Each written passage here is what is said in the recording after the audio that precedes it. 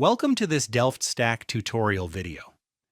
In today's video, we'll learn how to take screenshots in Safari on your MacBook, including both a quick capture and a full web page screenshot. Let's start with the fastest method.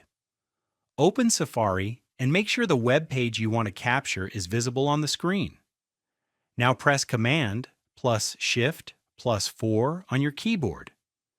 Your cursor will change, allowing you to drag and select the area you want to screenshot. Once you release the mouse button, the screenshot will be captured automatically. If you want to capture the entire screen instead, press Command plus Shift plus 3. A screenshot preview notification will appear in the bottom right corner of the screen. Click on it, and a new window will open where you can quickly edit the screenshot, crop it, draw on it, or share it with other people directly. To save it, simply click Done, and the screenshot will usually be stored on your desktop. This method is fast and works for anything currently visible on your screen. If this video is helping you so far, please like the video and subscribe to DelftStack for more simple Mac and iPhone tutorials. Now for method 2. If you want to capture the entire web page in Safari, including parts you need to scroll to see, there's a built-in way to do it. First, make sure the web page is fully loaded.